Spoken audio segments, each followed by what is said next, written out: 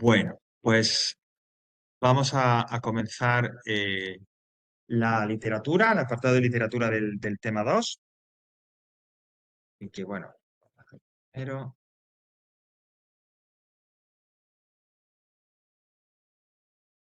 eh, dentro de, bueno, el tema 2, teoría y recursos, y vamos como siempre al segundo apartado, que es literatura, en este caso el romanticismo.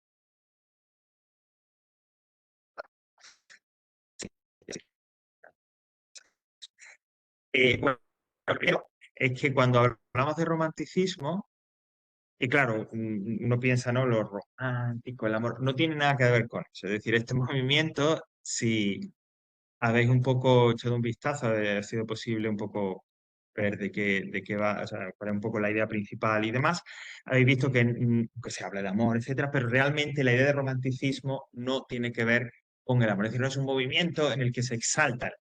El romanticismo, ahora mismo, lo comentaba el otro día en otra clase, tiene que ver, el que se llama de esa manera, tiene que ver con. Disculpadme un momento, perdón. Ay, un momento, no me acuerdo. Vale, estaba diciendo que el hecho de que se llame romanticismo tiene que ver ese término eh, porque viene de la etimología, hay una palabra por ahí. Ya digo, ahora mismo no sabría ponerlo en pie, el por qué, pero ya digo, lo fundamental, no asociemos romanticismo con amor, ¿vale? Bueno, es uno de los movimientos más importantes de la literatura y más importantes porque visualmente, estéticamente, fueron muy influyentes, ¿no? Y incluso hoy en día, ¿no? Pues no sé, casi no 200, pero 150 años desde lo que ocurriera y demás, todavía puede ser bastante reconocible, incluso podemos ver en la actualidad elementos que nos remiten a este movimiento. Bueno, vamos a hablar de él, luego ya cuando terminemos la teoría y la explicación, comentaremos como siempre los recursos extra que tenéis. Al final del todo, ya sabéis que siempre se encuentra el archivo o los archivos y que utilizamos siempre en clase digo, el de la versión, digamos, subrayada, la que llamamos teoría sub, ¿vale? Vamos a ello y aquí lo. Bueno, eh, eh, sí, em, o sea, es relativamente sencillo un poco dar la idea general porque tras haber visto en el tema 1 el neoclasicismo, la ilustración, este movimiento, que es un movimiento no solo literario, sino también artístico, etcétera, por ejemplo, en música, si os gusta la música clásica, yo no me gusta y quizá no tengo la sensibilidad musical para apreciarla, pero si os gusta la música clásica, al parecer lo que es el movimiento romántico, la música romántica, muy, muy importante. Eh, Digo que hay un contraste muy marcado entre la ilustración, entre esos principios, esas ideas de la serenidad, el orden, el equilibrio, el sentido común, y el romanticismo, que es lo opuesto, la pasión desmedida, la exageración, el derroche de emociones, eso es el romanticismo. Porque realmente en el centro del romanticismo, en el centro del arte, en el centro de la literatura romántica, va a estar el autor y lo que lleva dentro, y sus emociones, su visión del mundo, esa fuerza creadora. Y eso que lleva dentro, el querer expresar todo eso que lleva dentro, ahora lo vemos, esas emociones, esos sentimientos, ese mundo propio, y trasvasarlo, volcarlo en la literatura, es lo que va a hacer que escriba. Es decir, el autor romántico quiere escribir, lo que le impulsa a escribir es contar, hablar, expresar todo eso que lleva dentro. Y si es posible, con eso transformar el mundo. Pero ahora vamos con él. ¿Vale? Por ahora quedamos con esa idea. Todo lo que era, digamos, contenido en la ilustración ahora es el derroche, acción, exageración, etcétera. Bueno, claro, ¿cómo llegamos a esto? ¿Cómo llegamos a esa idea de que se prime la emoción, el sentimiento, el deseo de crear un mundo nuevo, diferente, el partir de cero? Bueno, la semilla, ya lo comentábamos, estaba en la ilustración, ¿no? La ilustración con esos principios de orden, serenidad, equilibrio. eso aplicado a la sociedad, a los gobiernos, a cómo se organizaban los países, resultaba en que la población que no pertenecía a esas clases más privilegiadas pensara que, oye, si organizamos, si nos organizamos, si aplicamos a la sociedad, a nuestros países, ese orden, esa lógica, tiene que haber una sociedad con más justicia, que sea más justa, que nos permita decidir y participar en la toma de decisiones en los gobiernos. Puede ser esto que haya una sola persona o un grupo muy reducido de personas que sean los que controlen todo. Eso lleva, con el pasar, lógicamente, conforme va avanzando el siglo XVIII, a una serie de acontecimientos, ¿vale?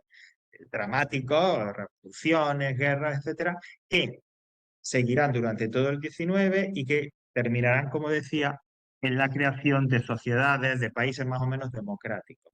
Pues bien,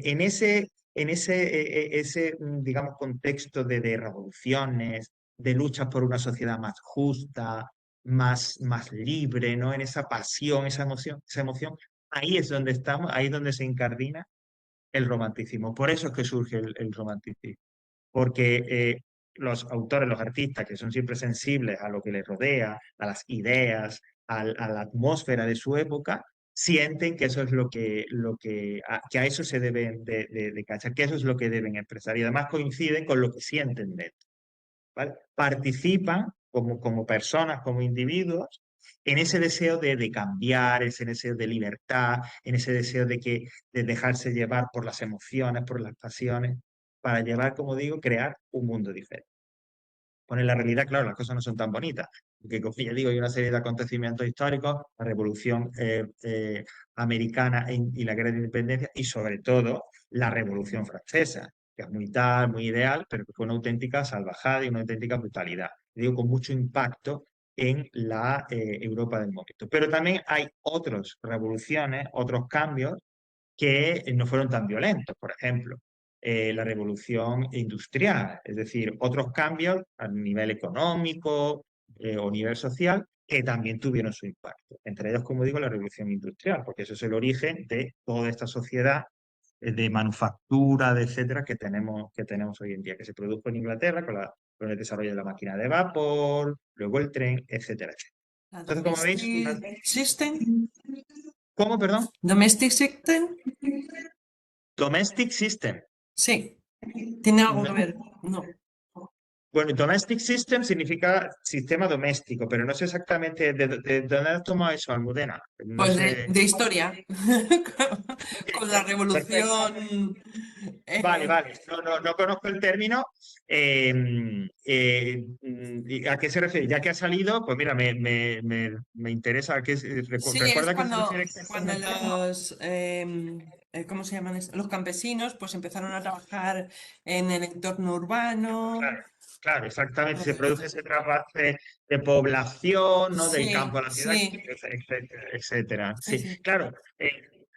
Gracias, Almudena, por ¿verdad? este apunte, interesante. Porque eso me lleva también a recordar que, claro, yo he dicho, bueno, aunque hay acontecimientos violentos, hay otros que no son tan violentos como la Revolución Industrial, pero también la Revolución Industrial tuvo alguna consecuencia, por ejemplo, los luditas que le llamaban, que era gente que decía, bueno, estas máquinas me van a quitar el trabajo, ¿no? Y claro, eso es lo que supone la revolución industrial, sustituir ese trabajo manual por trabajo mecánico. Entonces se dedicaban a ir a la fábrica y destrozar las máquinas, etcétera, etcétera. O sea que, bueno, también tiene ciertas consecuencias. Pero bueno, todo este clima, ¿no? Lo importante es el contexto, ¿no? La situación y demás, van a llevar a que realmente ese antiguo régimen, ese monarca absoluto que decidía todo, eso ya desaparezca con el paso de los años, con la evolución del siglo XIX, ¿no? Eso va a pasar en toda Europa y, aunque con nuestro carácter diferente, también pasará en España, ¿no? Ya digo, de una manera sui generis, con muchos altibajos. El siglo XIX en España es un siglo en el que no hay posibilidad de aburrimiento, guerras, revoluciones, golpes de Estado, república, monarquía, hay de todo, ¿no?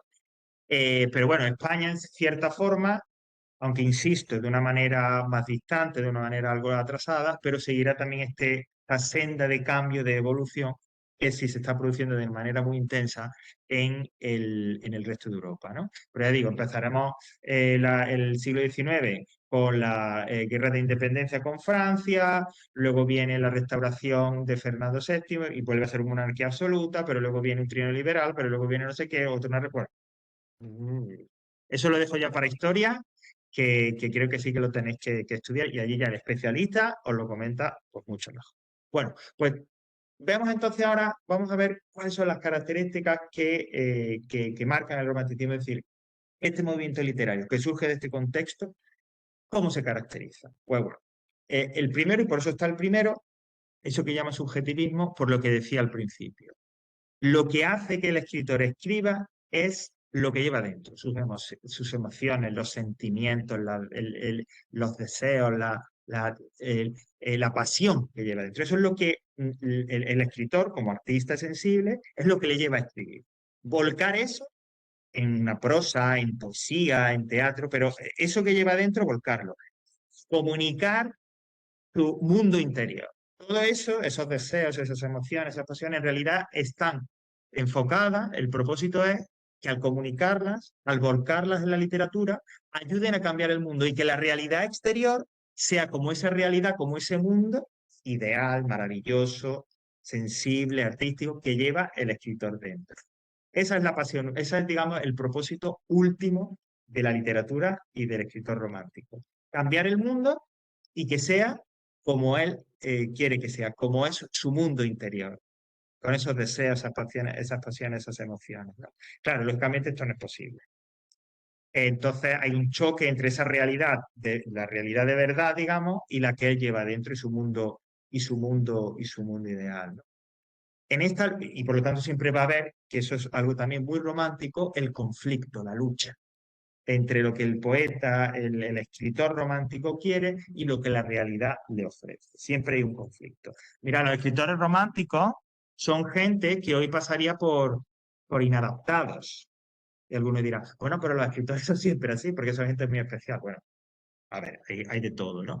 Pero los escritores románticos serían en nuestras sociedades los tíos raros, los que se vestirían, los que se visten de una manera rara, los que no entienden lo que pasa, los que siempre se están quejando de todo, los que dicen, porque yo sé más que tú, y esas cosas así, ¿no? Serían, en ese sentido, gente un poco que estaría como más apartada de la sociedad. ¿Por qué?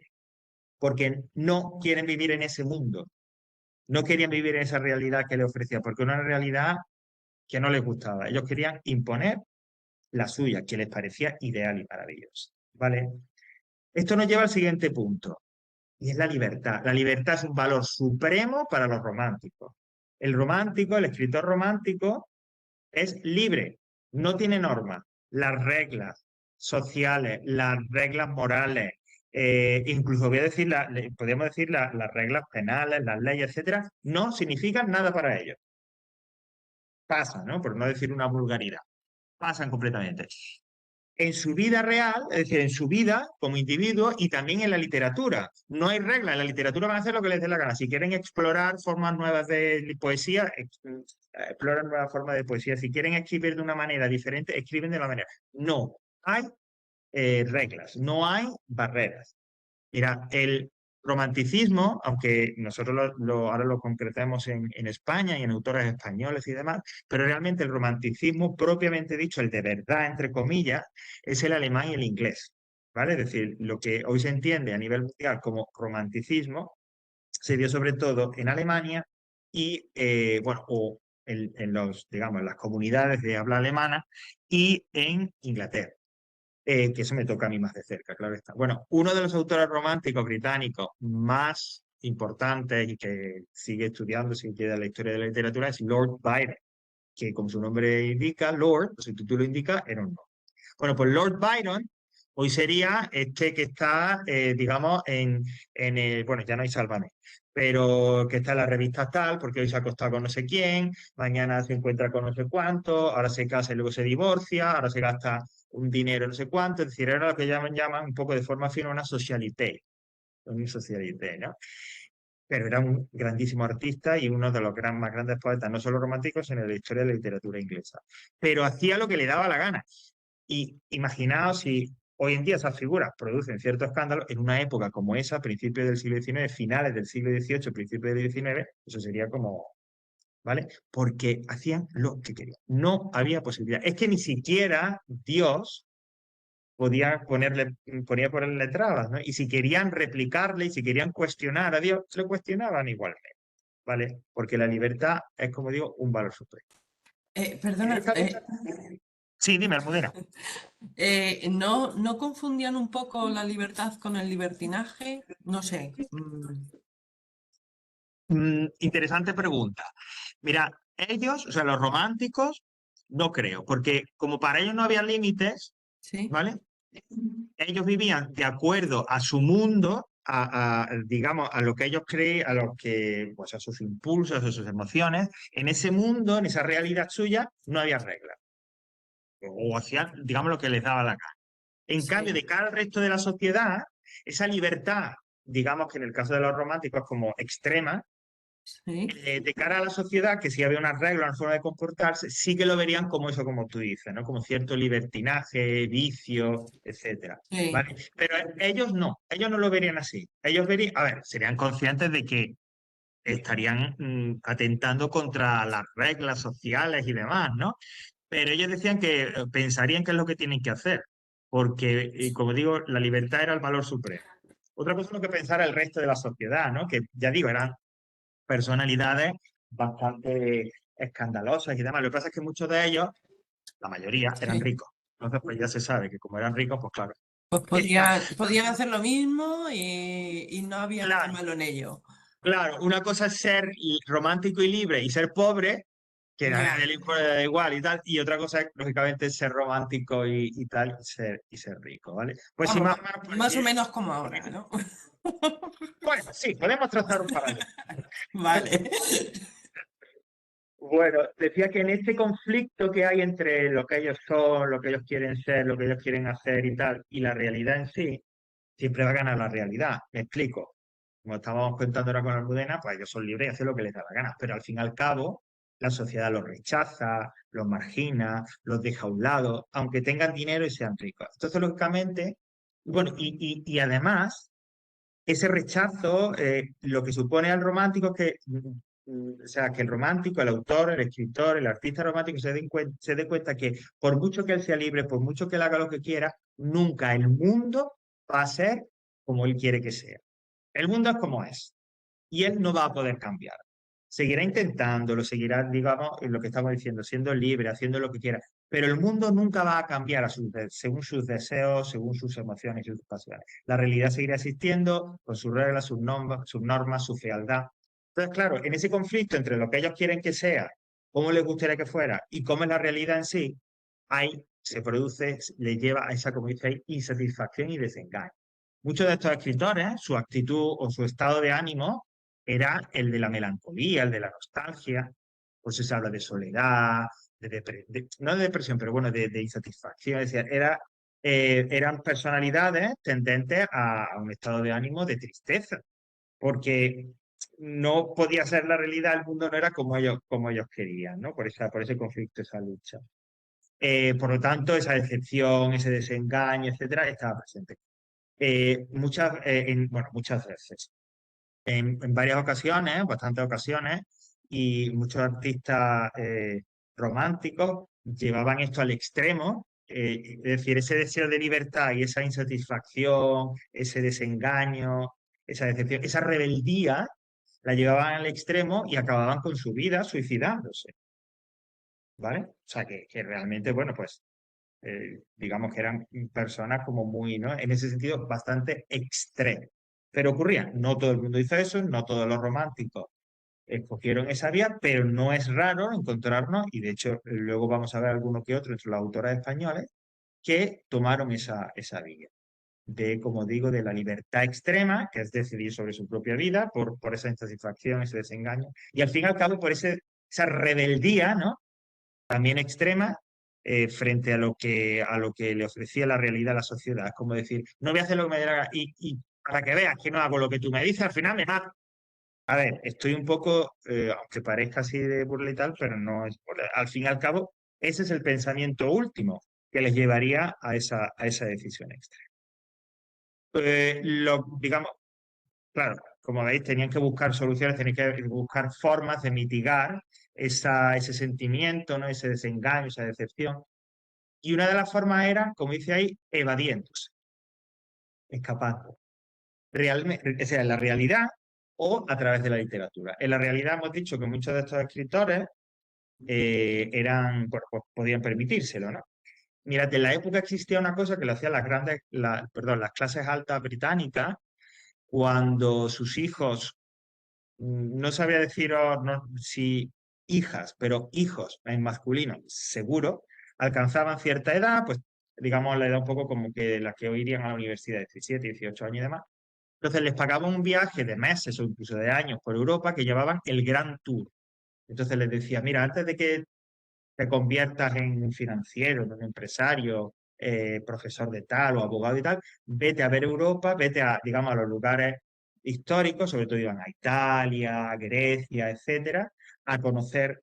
Y era una forma de escapar de esa realidad, ¿no? Opresiva que vivían en un país como, opresiva me refiero, con unas normas sociales muy estrictas, etcétera, y de ver, ¿no? De ver ese mundo y de ir a las raíces del mundo clásico. Bueno, pues algo de eso también había en ese escape de los románticos, que también se iba. Es decir, que por ejemplo, hay una de las parejas de escritores románticos más importantes británicas son los Shelley. Mary Shelley, que es la escritora de Frankenstein, y Percy, no sé si Vice o Peace, Shelley, ¿ok? Que era un poeta también muy importante. Y ellos pues se fueron por ahí. Estos no eran tan ricos, pero bueno, se buscaban la manera vivieron en Italia, Centro Europa, etcétera, porque querían escapar de esa realidad que les oprimía. Y ese escape eh, era a lugares que ellos consideraban exóticos. Por ejemplo, España en la época para ellos era un lugar exótico, porque claro, venían un poco de Francia, Alemania, Gran Bretaña, etcétera, de estos países más desarrollados, y ahora llegaban a España atrasada, rural, etcétera, y les parecía como algo muy exótico, ¿no? Pero también hay lugares como Oriente Próximo, América, etcétera. Y si no era tal, si no tomaban esa decisión, si no escapaban, digamos, de forma real, a través de la literatura, ¿no?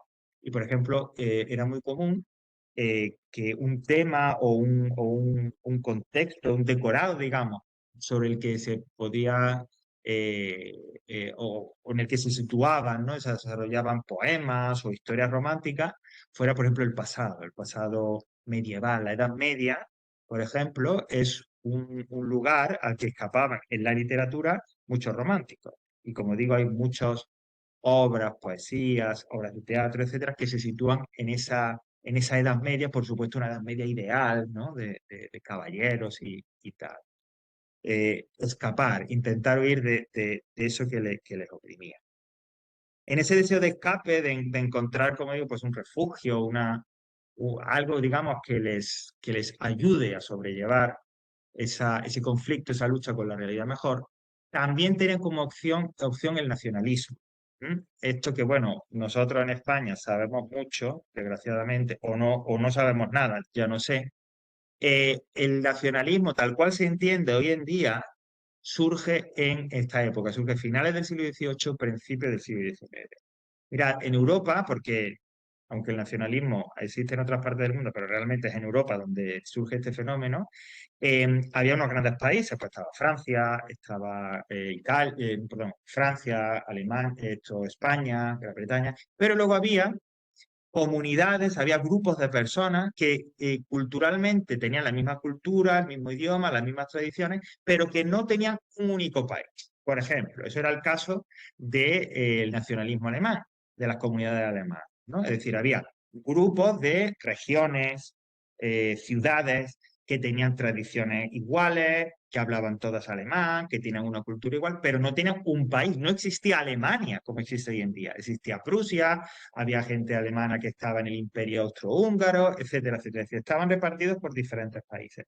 Pero llegado a esta época, estas comunidades, estas regiones, estas ciudades, se dan cuenta, pues por los intercambios comerciales, por intercambios intelectuales, etcétera, se dan cuenta que comparten todo eso que he dicho, una cultura, un idioma, unas tradiciones, y entonces surge el deseo, y ese deseo lleva a la lucha, ¿no? Al intentar hacerlo realidad, de reunirse todos en un mismo país, ¿vale? Y es que de ahí que surge el nacionalismo alemán, surge el nacionalismo en Italia y en otras muchas comunidades y zonas de Europa, ¿vale? Bueno, pues en ese fenómeno los románticos también encuentran un refugio. ¿Por qué? Mira, el nacionalismo en esta época lo que supone es cambiar el mundo y crear un mundo nuevo y diferente. Para los nacionalistas, ¿cuál era ese mundo diferente? Crear un país que no existía, como el caso de Alemania, ¿no? Alemania como país surge en 1870, como quien dice, hace 150 años, ¿no? Hasta 1870, que a finales del siglo XIX, no existe Alemania como país. Y eso era cambiar la realidad, crear un mundo ideal, nuevo, diferente. Además, los nacionalistas, estas comunidades, estos grupos, estas regiones, ciudades, etcétera, que querían unirse en un solo país, lógicamente eso les impulsaba pues, una pasión, una ilusión, un deseo de crear algo nuevo. Por lo tanto, el nacionalismo coincide con muchas de coincide con muchos de los valores e ideas del romanticismo, ¿no?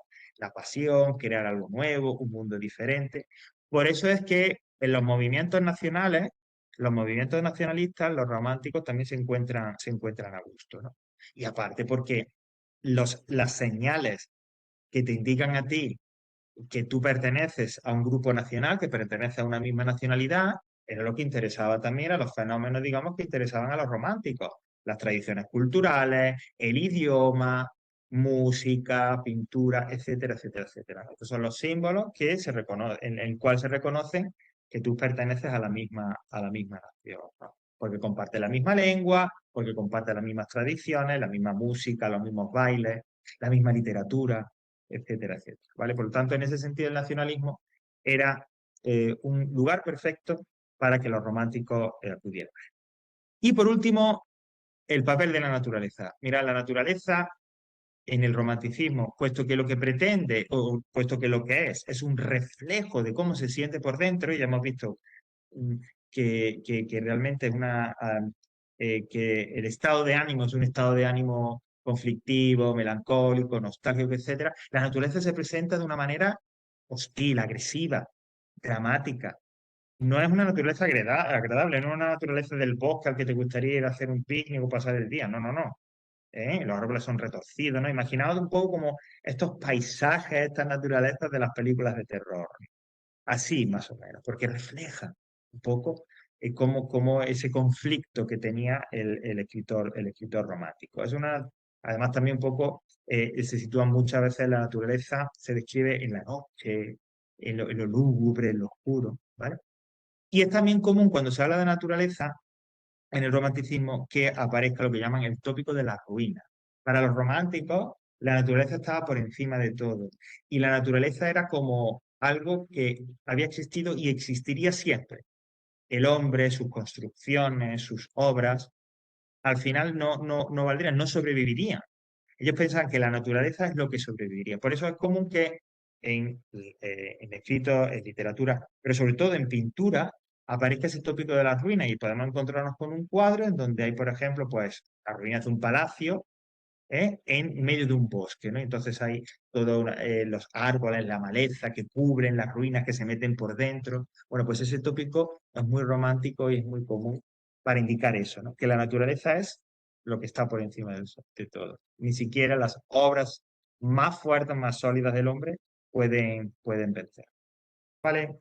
Bueno, pues con todo esto, vamos ahora a ver cómo se concreta en España, la literatura española. Insisto, teniendo en cuenta que el romanticismo y los autores que vamos a ver no coinciden exactamente con la idea de romanticismo que hubo en Europa. Es decir, aquí en España llegaron como, eh, pues sí, llegaban esos movimientos y tal, pero realmente España no se suma de una manera entusiasta, no encontramos ejemplos clarísimos, clarísimos, algunos hay, como el primero que vamos a ver, pero no España, digamos, no entró directamente, no entró en esa corriente romántica como otros países, pero hay románticos.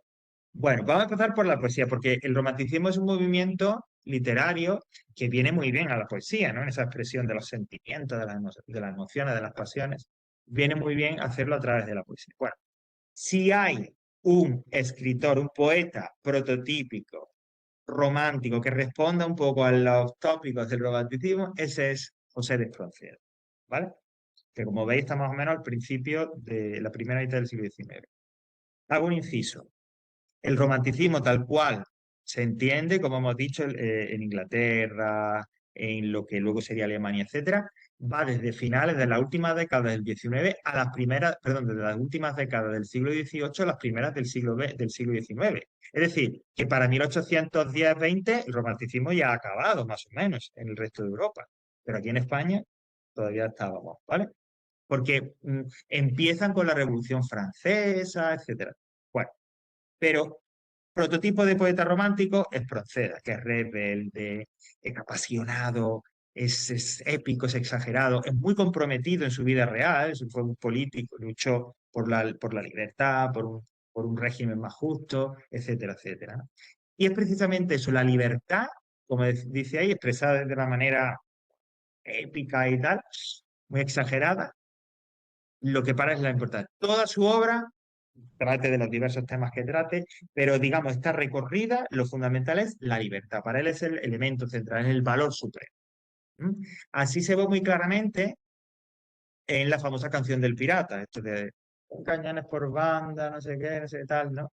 Que alguna vez que otra seguro que la hemos escuchado. Pues esa canción del pirata, esa descripción de ese pirata libre que navega el mar, al que nadie tumba y al que nadie le hace nada y tal, es de Espronceda. Y es el ejemplo más claro de esa idea que estamos diciendo, de ese romanticismo libre que expresaba José Espronceda. Y también el estilo. El poema, que de hecho en el aula virtual tenéis un enlace y una serie de actividades por si queréis trabajar con él. El poema es un poema épico, exagerado, pasional, porque así era el del pirata, de la canción del pirata. Y es como, ¡guay! Vamos, que vas con una espada y a salir a la calle. Yo quiero también combatir por la libertad y tal. Era muy drama queen en ese sentido. ¿Vale? Aunque esa es la línea fundamental de Espronceda, pero él también, y para algunos académicos, e incluso las obras más reconocidas, más importantes, escribió poesía narrativa, es decir, historias, pero expresadas a través del verso de la poesía. Y de entre ellas destacaría yo El estudiante de Salamanca, porque además ahí vais a encontrar algo que también empieza a apuntarse ya en el romanticismo y que luego más adelante en el siglo XIX explotará, que es el elemento sobrenatural. Es decir, la literatura de terror, tal cual la conocemos hoy en día, empieza a surgir por el siglo XIX, ¿no? De los espíritus, todos estos tópicos de fantasmas, casas encantadas, monstruos y todo eso, eso surge ya en el XIX. O sea, imaginaos, y 100 y pico años después todavía estamos a vueltas con ello, ¿no? Pues eso ya se va viendo en el romanticismo, ¿no? Esos elementos sobrenaturales aparecen ya en el romanticismo. En el estudiante de Salamanca, no recuerdo muy bien, por hace mucho tiempo que leí la premisa y demás, pero bueno, tiene que ver con, hay por ahí la aparición del diablo, ¿no? Es un estudiante, bueno, Salamanca, la ciudad universitaria española por excelencia, ¿no? Y ya sabemos, por lo que es estudiantes, ¿no? El vicio, etcétera y tal, y hay por ahí también la aparición del diablo y una leyenda o tal, ¿no? Sí, el diablo mundo es otro también de sus obras, ¿no? Pero ya digo, la idea del elemento sobrenatural yo creo que es importante. Bueno, esto será este tipo de poetas, cuya máxima expresión en España es José de Espronceda, es sobre todo de la primera parte del XIX, ¿no? Fijaos que ya nos metemos en la segunda parte del XIX y vamos a hablar ahora de poetas que todavía tienen cierto elemento romántico. Pero ahora cambia el espíritu de estos poetas que se pueden asociar de una manera un poco más indirecta con el romanticismo, el espíritu, la actitud es completamente diferente. Y como elemento, como prototipo, como ejemplo, claro, estaría Gustavo Adolfo Bécquer, que es uno de los poetas españoles más conocidos, más populares. De repente no conocíamos el nombre, pero seguro que leemos alguna poesía, ¿no? ¿Qué es poesía? Poesía eres tú, o cosas así, ¿no? Y tal. Y seguro que nos suena alguna de sus versos, ¿no? Porque es un poeta, es popular porque es accesible, es decir, sus poesías se han repetido, suenan bien, son bellas, producen esa sensación estética de belleza. Bueno, realmente su obra, que curiosamente he encontrado por aquí que había una edición, no sé si lo podéis ver en casa, que es Rimas y Leyendas, ¿vale? Este de aquí, que de una edición del año que yo nací, pero que bueno, se mantiene y demás. Bueno, pues esa es la obra, esa es su obra máxima, ¿no? De rimas y leyendas.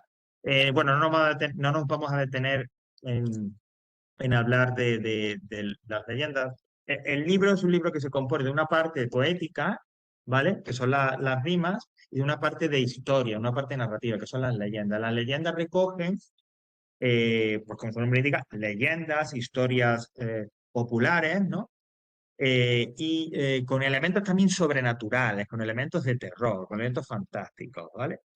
Y luego tenemos las rimas, que son las poesías, sobre todo que giran en torno a una idea de una relación amorosa y demás. Bueno, digo, no me voy a detener en cómo se llegó a la edición de estos libros, a la recopilación de las rimas y demás. Ahí tenéis brevemente un poco la historia. Lo que sí voy a decir es que esas poesías, el estilo, el ánimo que mueve a Becker y el espíritu que se respira en esas poesías es completamente distinto al de Francés. Es decir, son poesías más intimistas, más melancólicas, con carácter nostálgico, calmado. Nos olvidamos de las exageraciones, de la épica, de las pasiones. Todo es como más contenido, ¿vale? Más pues eso, ¿no? Más de mirar hacia el interior, más de calma, de tranquilidad. ¿M? Como dice, hay una nueva forma de expresión poética, un nuevo tipo de poesía, ¿vale? Los temas son los de siempre, aunque los he destacado: amor, desengaño, dolor, soledad. Bueno, es que eso casi que son los temas eternos de la literatura. Lo importante es eso. Las poesías son poesías románticas, con elementos románticos, pero sin la exageración, sin el dramatismo, sin la épica. Son íntimas, calmadas, sencillas. Y en la misma línea estaría Rosalía de Castro, que Rosalía de Castro escribe en castellano y en gallego, y de hecho por eso se le considera la poetisa nacional gallega. Y los que manejasteis las pesetas, que en esta clase, tanto si estáis en casa como aquí, seguro que hay gente que manejó pesetas, recordará que el billete de 500 pesetas, como lo recuerdo yo, tenía la efigie y la cara de Rosalía de Castro. Es la poeta, como digo, nacional también de Galicia. Y sigue un poco esa línea de Becker, pertenece a ese grupo de Becker, ¿no? Con poesías íntimas, sencillas, emocionantes, directas, ¿vale? Y en ese sentido, estos poetas, como Rosalía de Castro, como Becker, renuncian a una poesía un poco más moderna, ¿vale? La poesía moderna, con toda su variedad y todas sus diferencias, etcétera, pero se aleja de ser una poesía exagerada, épica, afectada, artificial a veces, como puede resultar la poesía del tipo de Espronceda y demás, ¿no? Por eso se habla de un espíritu más sincero, más moderno, en estas poesías de finales ya del siglo XIX. ¿Vale? Estos son unos cuantos ejemplos, yo creo que están bastante bien, de ese romanticismo en la lírica española. En cuanto a la prosa, vamos a destacar, pues aquí siempre se destaca, que es a Larra, Mariano José de Larra. Larra es una figura intelectual muy importante en la España de la época, ¿vale? Es periodista, es escritor, escribe prosa, escribe poesía, escribe teatro. Aunque realmente se le conoce y por lo que ha dejado más su impronta, su huella, es por los artículos de periódicos, ¿vale? Y si os fijáis en la fecha de nacimiento y de muerte, vivió muy poco. Tuvo un desengaño amoroso y se suicidó. Es decir, él cumplió en ese sentido el tópico romántico. Y no solo en eso, fue una figura muy comprometida socialmente, políticamente, siempre un poco en la lucha por la libertad, por la democracia contra el antiguo régimen, etcétera, etcétera, etcétera. ¿Vale? Sí, sí, muy, muy, muy joven. A ver, quizás no tanto para la época, pero para nosotros bastante joven. Bueno, he dicho que realmente si hoy seguimos hablando de él es sobre todo por su actividad periodística, ¿no? Los artículos que él escribió, que se publicaron en revistas, en periódicos de la época y demás, se suelen clasificar por temas. Tiene una serie de artículos pues, de carácter más cultural, que habla de crítica literaria, de la cultura, siempre con una misma idea, un mismo principio: la libertad de crear, la libertad del artista. Y ese es el principio por el cual se rige para escribir esos artículos. Tiene artículos políticos, hemos dicho que muchos de estos románticos, y Larra no era una excepción, se comprometían también políticamente. Antes no comenté, por ejemplo, que Lord Byron, este que decía yo que bueno, que sería como una socialité de hoy en día, que tal, que le gustaba mucho la fiesta, etcétera, pero también él se fue a luchar a Grecia, a una guerra. Grecia por aquel entonces, a finales del siglo XVIII, principios del XIX, aún no era un país como lo conocemos hoy en día, pertenecía al Imperio Otomano, la Turquía de hoy en día, ¿vale? Y entonces hubo un momento en el que luchan por su independencia en una guerra contra los otomanos.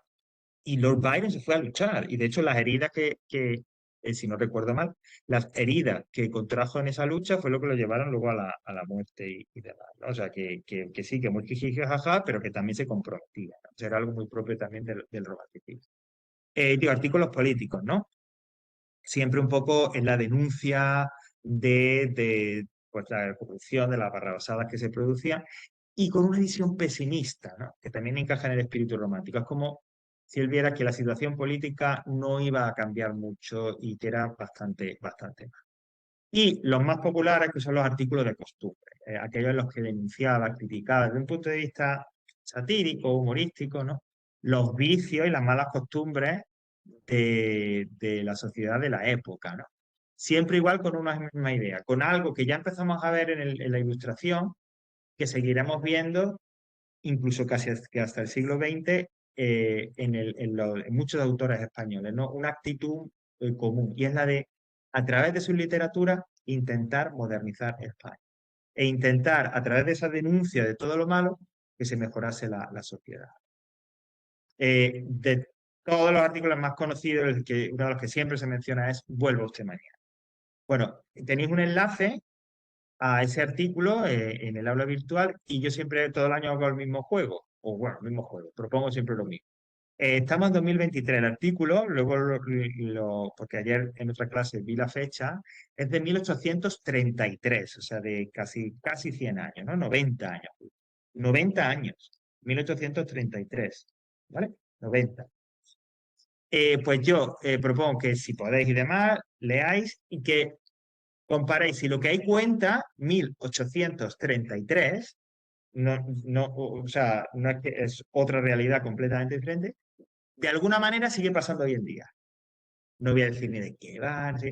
Pero cuando empecé a leer el artículo lo que cuenta, enseguida vais a reconocer cuál es la idea, ¿vale? Pues a ver si eso que cuenta Larra todavía de alguna manera sigue pasando. Y por último, el teatro romántico. Aquí sí que ha habido prosa, poesía y teatro. Bueno, como dice, de corta duración. Bueno, no nos vamos a meter en fechas, pero bueno, como este movimiento romántico en España es todo muy breve, así un poco brumoso, ¿no? No muy claro. Mira, en las obras de teatro, por supuesto, siguen el espíritu romántico, pero hay un elemento en común que las une, y es que son obras cuyo tema principal suele ser el amor, pero no el amor cualquiera, lógicamente, el amor pasado por el filtro romántico. Es decir, un amor exagerado, absoluto, el amor ideal, y además un amor que va contra todo y contra todos para llegar a buen puerto. Y si es necesario, y si ese amor lo requiere, hasta llegar a la muerte. Romeo Las y normas son. Julieta. Pues bueno, Romeo y Julieta, aunque no pertenece a ese pueblo, pero Romeo y Julieta sería una especie ahí también de amor romántico, ¿no? Que luchan contra la Sí. gente. Es un buen ejemplo, fijaos. Seguramente, esto habría que verlo, pero seguramente Romeo y Julieta les gustaría mucho a los escritores románticos, ¿no? Esta obra inmortal, bueno, para quien no conozca, puede ver, Romeo y Julieta se sitúa en la Italia de la Edad Media, entonces pertenecen a dos familias, Romeo a una y Julieta a otra, y tal, que están enfrentadas, dos familias nobles, enemigas a muerte y tal, pero se conocen en una fiesta y tal, y se enamoran, ¿no? Entonces pasan toda una serie de peripecias, no voy a hacer spoilers, hay películas y tal, pero bueno, al final, pues bueno, es un amor que intenta llegar hasta el final, ¿no? Shakespeare, que es el autor, ¿no? William Shakespeare, habla de star-crossed lovers, ¿no? Es que algo así como se traduciría como los amantes que están marcados por el destino de una manera negativa o algo así, ¿no? Bueno, pues sí, eso sería un buen ejemplo de un poco de ese ideal romántico del amor que va hasta el final, hasta lo último. Bueno, hay una serie de características del teatro romántico que vamos a ver un poco así por encima. Bueno, El teatro romántico es un teatro que mezcla elementos diferentes, por ejemplo, lo coloquial con lo más sublime, la tragedia con la comedia, la prosa con el verso, la realidad con lo ideal. Bueno, pues es algo también que conecta bien con lo romántico. Normalmente, bueno, es habitual que los lugares donde se desarrollen, las localizaciones donde se desarrolla la obra romántica sean lúgubres, sean puras, misteriosas, ¿no? La historia suelen tener bastante intriga. La idea es emocionar, ¿no? Emocionar al espectador. Y aquí vemos nuevamente cómo esos elementos cercanos ya a lo fantástico, a lo sobrenatural, aparecen también en las obras de teatro, ¿no? Esos son más o menos 4 ideas, así un poco para enmarcar estas obras de teatro.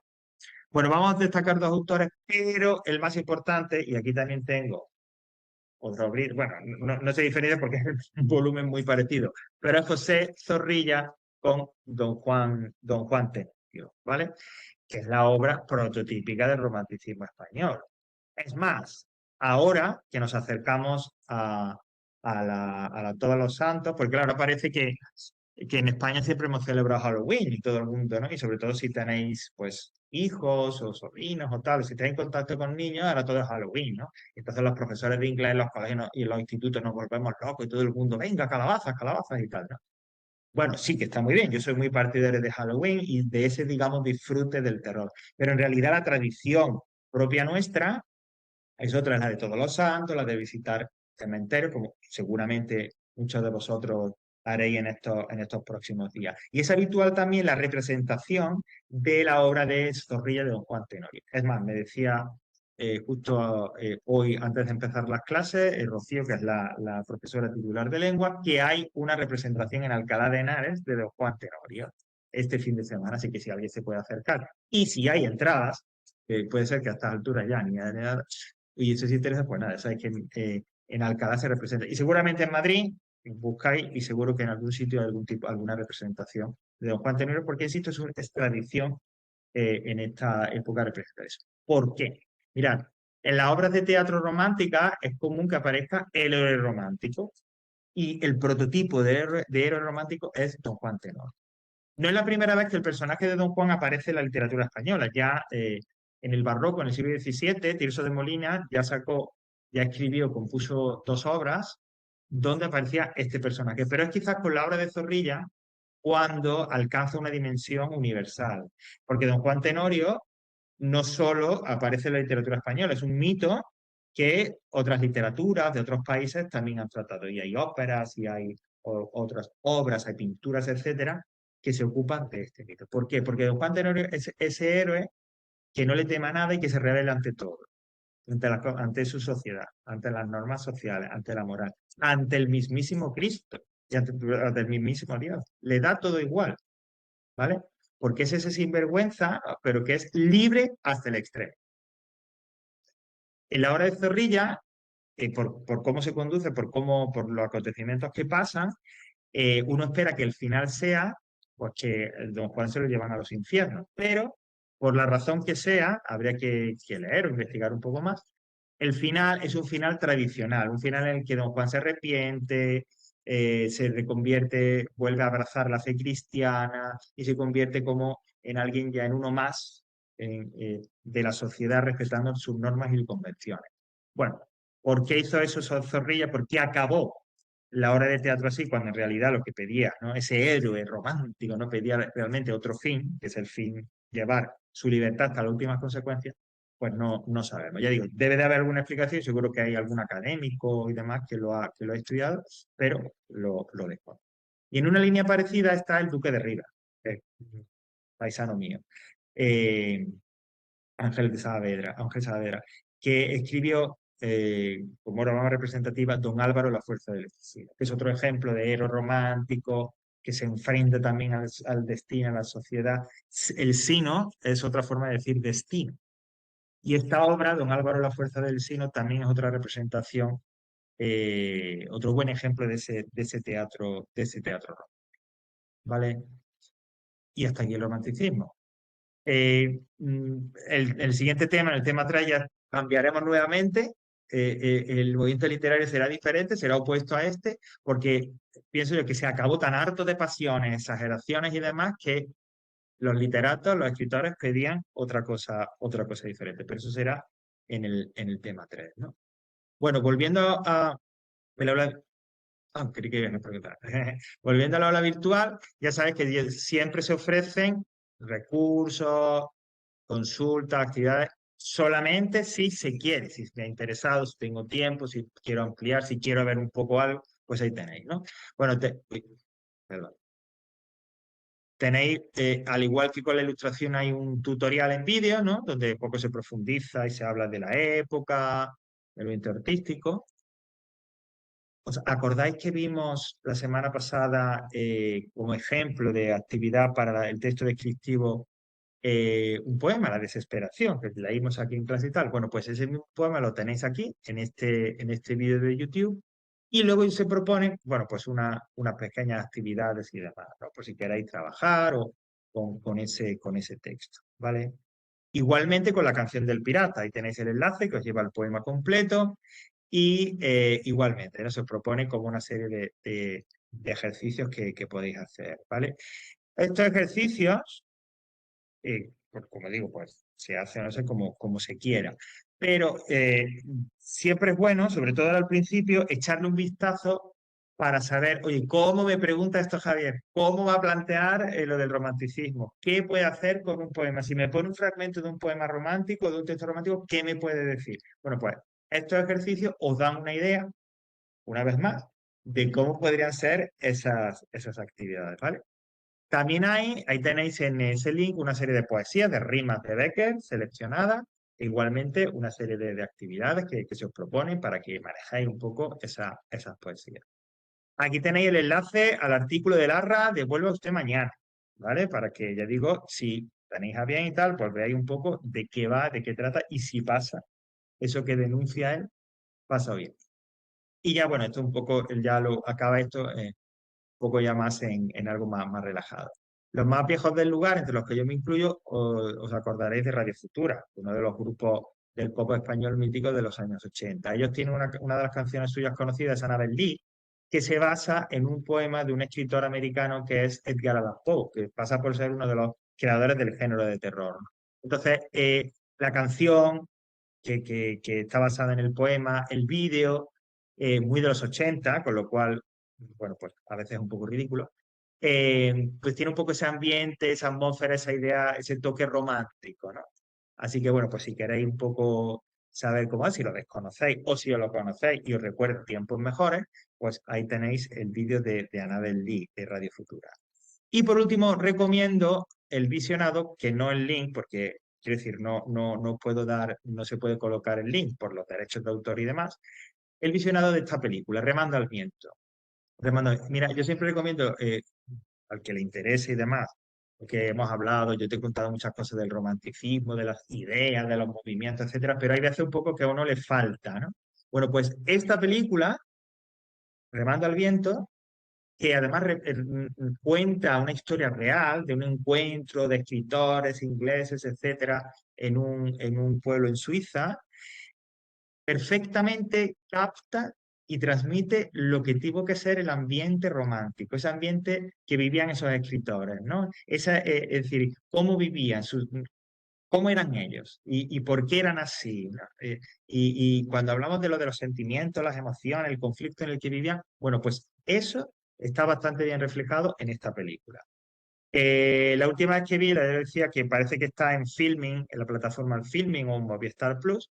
Lo que sí os dejo es un enlace a este programa de televisión española, que es Versión Española, que es un programa de cine, y en un momento, no recuerdo en qué año, se emitió en televisión española e hicieron luego un coloquio, un debate, ¿no?, sobre esa película. Bueno, pues si alguien quiere acceder a ello, ahí está. ¿Vale? Y para acabar, y ya no daros más la tabarra, que también estaréis ya de romanticismo y de Javier hasta... ya. Genial, genial. Yo la literatura, veis que a mí, yo si pudiera, pero no va a ser así, tranquilo, daría solo literatura. Bueno, pues acabo un poco haciendo referencia al ejercicio de literatura, ya sabéis, el que está marcado siempre como evaluación de literatura. ¿vale? Lo tenéis al final del tema 2. En este caso, no entiendo que lo que es la explicación de cómo hacer el ejercicio no presenta mucha complicación. Fijaos, hay un PDF donde tenéis, se reproduce el poema Reo de muerte, de Espronceda. Volvemos a Espronceda, ¿no? Donde se habla de eh, un reo que va a ser ejecutado, entonces se habla de cómo se siente, de tal, sus emociones, y todo muy romántico. Bueno, pues se lee ese poema y lo hacéis las actividades que aparecen en el apartado, en el ejercicio 2, ¿vale? Que hablan un poco sobre explorar un poco esas emociones, esos sentimientos y también ya aspectos propiamente literarios del romanticismo, ¿vale? Y la última actividad es escribir un texto muy cortito, 80 palabras, como mucho, aquí no hay que explayarse, puesto que estamos hablando, el poema habla de la justicia, de una persona que ha sido condenada a muerte y tal, os propongo lo siguiente. ¿Crees que las penas para delitos graves, no para un robo, no, para delitos tipo asesinato, violaciones, atentados, etcétera, para cosas muy serias, ¿crees que esas penas deberían ser más duras o, por el contrario, piensas que tal cual están ahora, están bien? Bueno, pues en un pequeño texto tú expresas tu opinión y me cuentas lo que tú piensas. Si estás de acuerdo o si estás en contra o como sea. ¿Vale? Recordad un poco, como digo ahí, sigue las recomendaciones para la redacción de textos y demás. Y en la redacción de textos de opinión, quiere decir, la opinión que uno tenga siempre es válida, siempre que se exprese con respeto y de manera correcta. Pero cualquier opinión, y yo decía el otro día ayer en una clase que esa es una de los pilares hasta ahora, y ojalá no desaparezca, pero es uno de los pilares de una sociedad democrática y libre como la española, poder decir lo que tú quieras, siempre con respeto, con educación. Así sea todo lo contrario, lo opuesto de lo que la otra persona que tienes enfrente piensa. Pero esa es la libertad y así es. ¿Vale? Pues eso sería este ejercicio. Por mi parte no tengo que decir nada más. No sé si queréis preguntas, comentarios, aclaraciones, quejas. Javier, Sí. ¿me oyes? Hola, soy Mari Carmen, buenas tardes. Mira, Hola, Maricarmen. ¿qué tal? Yo te quería preguntar, he hecho el ejercicio de la canción del pirata, Sí, que viene ahí en el enlace, no te quería sí, interrumpir, y sí. no sé si lo tengo bien o no, porque no lo he entendido muy bien. Ok, vale. Mira, estos ejercicios, esos concretamente que se proponen del romanticismo y tal, no tenéis la solución ahí. Si hacéis Ya. alguno o si hacéis todos, enviádmelo al correo, Ah, ¿vale? vale. Y yo lo reviso y yo te digo algo. Sí, porque esos no tenían. ¿Por qué? Porque originalmente estaban pensados y otros años ha sido así, se ha trabajado en clase y demás, pero bueno, últimamente no. Así que Vale, si hacéis uno, si hacéis varios y tal, enviádmelo al correo y yo vale, lo reviso y os lo comento y si hay que decir algo, pues lo digo y sin problema. vale, pues yo te lo mando, Vale, vale. Gracias. genial. A vosotros. Pues nada, terminamos aquí, vamos a parar la grabación. Esto, 1 hora, justito.